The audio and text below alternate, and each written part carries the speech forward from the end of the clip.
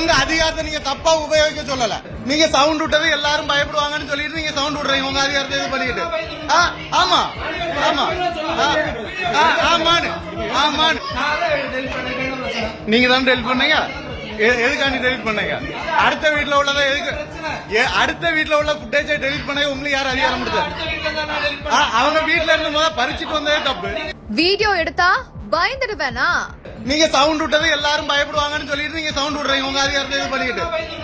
ஆமா ஆமா கணவனை பார்த்து கொள்ள வந்த கேர்டேக்கர் பெண்ணால் நடந்த பகீர் சம்பவம். கணவனின் புகைப்படத்துடன் மனைவியிடமே காசை புடுங்க பார்த்த அதிர்ச்சி. நான் இருக்கும்போது என் பிள்ளைய அவதூறா பேசி என்ன அவ்வளவு அசிங்கமா எவ்வளவு திட்ட முடியுமா பச்சை பச்சை எல்லாம் ஏசி திட்டிக்கிட்டு வெளியில வந்த பொண்ணு சொல்லி ஒரு கல்ல தூக்கிட்டுலாம் வெளியில வந்து நான் ஜன்னல் வழியா பார்க்கும்போது வந்தாங்க. தப்பின் தடயத்தை மொத்தமாக அழித்த காவல்துறையினர். கேட்டதுக்கு நான் தான் டிலீட் பண்ணேன். நீங்க என்ன செய்வீங்க கார்த்திக் எஸ் அவங்க மிரட்டி என் பேசுறாங்க ஸ்டேஷன்ல வச்சு இவ்வளவு குற்றவாளிக்கு சப்போர்ட்டா அவங்க பேசுறாங்க.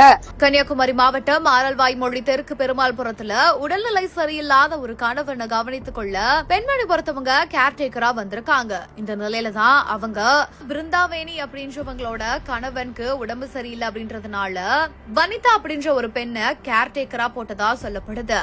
ஆனா அந்த பெண்மணி என்ன பண்ணிருக்காங்கன்னா அவங்களோட கணவனையே புகைப்படம் எடுத்து வைத்து அவங்கள மிரட்டி பணம் பறிப்பு கூடுதல் பணம் கேட்டும் தன்னோட கணவனை அபகரிக்கிற நோக்கத்துல மிரட்டிட்டு வருவதா பிருந்தாவேணி காவல் நிலையத்துல புகார் அளித்திருக்காங்க.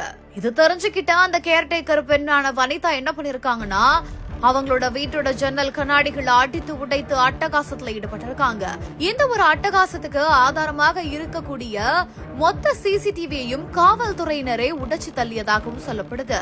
இது குறித்து அந்த போலீஸ் கிட்ட போய் கேள்வி கேட்கும் பொழுது வீடியோ எடுத்தா பயந்துருவனா அப்படின்ற மாதிரியா அவங்க இந்த வீட்டு ஆட்களையே திமிராக மிரட்டக்கூடிய தோனியில பேசுற இந்த ஒரு வீடியோ காட்சிகளும் வெளியாகி அதிர்ச்சியை கிளப்பிட்டு வருது.